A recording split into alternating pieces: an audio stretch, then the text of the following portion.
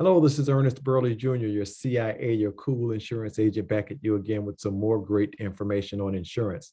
I'm a licensed insurance agent with over 30 years experience in the industry with clients all across the country in various capacities, whether it be auto insurance, life insurance, homeowners insurance, renters, condo, long-term care, disability, business policies, church policies, what have you. So we specialize in all areas of insurance. Um, the purpose of this podcast is to educate you, to empower you, to enlighten you with clear, unbiased, and objective information so you can make the right decisions for yourself and for your family. That's what these podcasts are all about. Okay. So let's just jump right on into it. Today's podcast is titled Renting versus Owning. When is it better to rent? Okay. Now, this is a big discussion nowadays. Real estate is like a huge thing. Everybody's talking about real estate. Today, we're going to talk about some facts. Okay, each serves a purpose. Okay, renting serves a purpose, and owning or buying serves a purpose. So, don't get sucked into the rabbit hole of people saying you should own, regardless of your situation, because that's not wise. That didn't make sense, right? Regardless of your situation, you should own. Use wisdom on that, okay? Renting has some advantages, and there are some reasons why a person should rent. So, renting has been given a bad stigma. It's just been given a bad stigma lately because of the whole own real estate situation. But there are some times when renting is the best option for you. Okay, so here are some situations where I think renting is a better option for a person. If you have a lack of cash, right? If you have a lack of cash on hand, probably should be renting at the time, okay? Or if you have a lack of savings, like you don't have enough savings built up.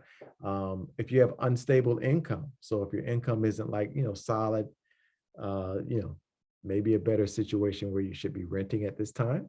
And also if you're not responsible, because it takes a mature person or a responsible person to own property. Okay. So if you fit into one of those categories, maybe renting is a better option for you at this point. There are some advantages to renting. So here you go. Short-term contract. So you have a 1-year lease versus if you're stuck in a 30-year mortgage, that's a big difference, right? 1 year versus 30 years. And it's a smaller penalty to break a 1-year lease if you have to break that contract at the apartment complex or with your landlord. It's a smaller penalty there versus defaulting on a 30-year mortgage, right? Much big difference there. Okay.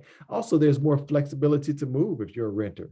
So you can move from county to county, state to state when you're renting, because you can just pick up and go. Versus if you buy a property, there's no picking up and going. You own that piece of real estate. So you either have to rent it out to someone else or sell the property, but it's no just picking up and leaving and not having any responsibility or ties to that piece of property like it would be for an apartment complex or if you were renting a property from a landlord. Okay. Now, also, you don't have the responsibility of maintenance and upkeep and insurance and taxes, things of that nature, which we've discussed in previous podcasts. So that's another advantage of renting, right? Now, I am not advocating renting, nor am I dogging it, right? So I'm in the middle on it. I'm just saying, okay, be objective about it and do what makes sense for you. People should just realize that there are legitimate reasons to rent, okay? It's becoming sacrilegious to say that, but it should not. Now, I'm definitely an advocate for people owning property and not settling on being a renter, but it needs to be at the right time. Now, by settling, I don't mean that in a negative way. By settling as a renter, I mean if a person is in a good position to buy or own, they have steady cash flow, they have a steady income, they have good savings, they are mature individuals, they fit all that criteria, then I think that person should be looking at owning property instead of being a renter. Get out of that comfort zone. Some people are in that comfort zone and they don't want to break out of the comfort zone of being a renter and not having those additional responsibilities. But if you're in the financial position to do that, to move out of that comfort zone and be an owner versus a renter, I really do advocate you doing that. So you just have to do it, when it's the right time. So, if you're going to rent, definitely have home ownership or property ownership as a goal. Be proactive about it, plan to achieve it, but do it when you're ready to do that. Okay. Now, buying. So we talked about renting. Now let's talk about buying. there are a lot of advantages of buying or owning property, owning real estate. Okay, so here's some of the advantages. You build equity in it. Every time you make a mortgage payment, you're building equity in that property, that piece of real estate, right? So that's a good thing. Also, there's a certain sense of pride of ownership when you own property, when you own a home. It's it's immeasurable, really. So you have a different aura about you, a different feeling of self pride and self-worth, which I'm not knocking renters at all, but it's just a different situation when you own a piece of real estate or own your home. There are some immeasurable things that are like intangible. Mindset, like your mental state is totally different when you're a homeowner versus a renter. Um, Financial, there's some tax breaks for being a homeowner, right? You get, to deduct the interest on the mortgage, also the taxes. So there's some tax breaks there also. And the cost of your insurance is less. Whenever you get even auto insurance, it's going to ask, a lot of companies ask if you're a renter or you're a homeowner. And they give you a different rate based on whether you're a renter or a homeowner. So insurance costs will be a little less for you also, okay? Also, you have home equity. You have equity available in the home if you needed to purchase something later on down the line, okay? So there are some financial situations there that are good for you. Also, it's a familial, like I'm gonna say, family, okay, family advantages. So you have a standard of owning versus renting. Like I never rented after I graduated from college because it was just standard for me to think about home ownership because my parents owned a home. So I thought the same way to be a homeowner. So I stayed home a couple of years with them and saved money, got myself in a good financial position. And then I bought a home after a couple of years out of college and staying with them to build my financial situation up. So it's a situation where, yeah, I mean, that was just the norm. Okay. Societal. So others will perceive you differently too if you're a homeowner versus a renter. And I'm just talking facts. Like, I mean, I'm not talking negative or anything like that. I'm just saying it's factual. People perceive you differently when you are a homeowner versus a renter in different situations and different capacities. Environmental, there are environmental advantages. So by that, I mean the environment that you're in. So you'll have a different community when you own a home. You'll be part of a community of other homeowners and also have a neighborhood of homeowners versus being in the apartment complex. It's a different type of situation there, right? For sure. Economical, and we talked about that also with the financial situation with the tax breaks and things of that nature. Generational. So by being a homeowner, it will have a generational impact because others that come behind you will have that same mindset to own real estate, to be a property owner, to own their home. So it's a generational thing too. So there are a whole lot of advantages to owning real estate and being a property owner, okay? Put yourself in a position to own real estate happily and responsibly. It's by living on a budget, by saving, by avoiding debt or reducing debt, and to put yourself in a good cash position to own and maintain a property. Now, you may want to rent until you can get into that situation or stay home with family or what have you, and then save up the money to buy a home. But have that mindset to try and own some real estate when it fits your situation. Now, here's another rabbit hole I don't want you to get into. The rent equals a mortgage payment debate. They're like, well, man, you're paying $1,500 a month or $2,000 a month in rent. That's a mortgage payment. Well, we've already discussed that it's more than just the mortgage payment that comes with that. So if it was just, you can just have tunnel vision and say it's just a mortgage payment, but there's a lot more to it than a mortgage payment. So along with that comes the responsibility of managing that home, the upkeep, the insurance, the taxes.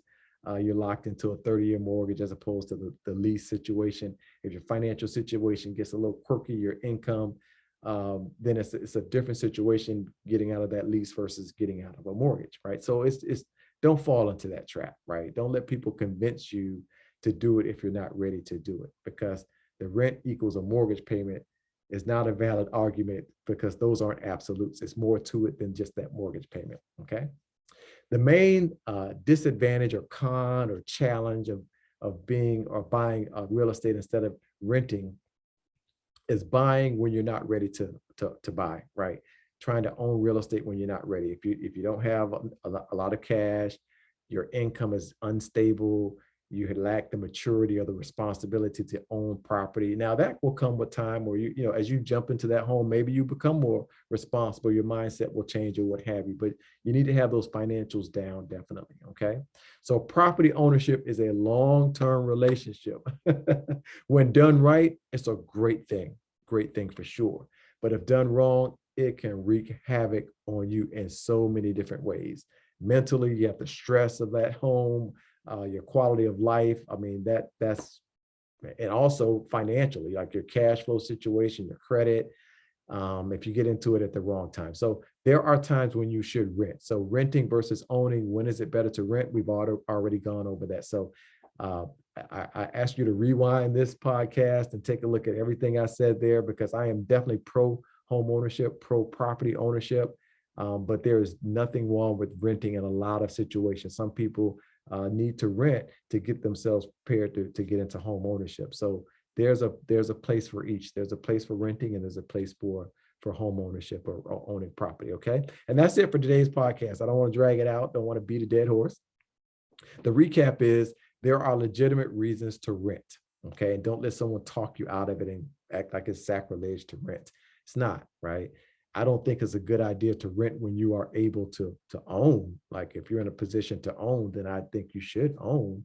I've only come across a couple of people who they're just averse to that. They're in a good cash position, have good jobs, they just don't want to own.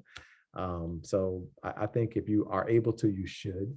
But there are individuals who they're not in that situation yet. They're not mature enough. They're not responsible enough. They don't have the cash flow. They don't have stable income. So they need to just rent for now until they get themselves in a better position, either mentally and financially. Okay. Takeaways: rent when appropriate, but always seek to own. Have that goal, that mindset to say, hey, I want to get myself in a position to where I can own a piece of real estate, either my home or ideally your home, and then, other real estate if that comes down the line. Okay. I want to thank y'all for listening. I appreciate y'all listening in every week. Awesome sauce. If y'all want to connect with me, very easy to do so. Ernest Burley Jr. at gmail.com. It's just my full name at Gmail, ERNEST BURLEYJR at gmail.com. And I ask that you spread this podcast to others and ask them to do so, and ask the others to do so, and so on and so on and so on. So we can get these podcasts all over the country, all over the world, really, right? The internet is all over the place. Now, all of my podcasts are on YouTube. So please go to my YouTube channel, subscribe, click on the other podcasts that are on there. And I also have some like 1-minute clips on there from like TikTok and what have you. I have some stuff on there that talks about various topics that I think may be a benefit to you and your family, your friends, your church family, or what have you. Okay. That's it for today's podcast. Hey, I appreciate y'all hanging out with me. This is Ernest Burley Jr., your CIA, your cool insurance agent, signing off. Until we speak again, y'all be safe out there and take care. Okay.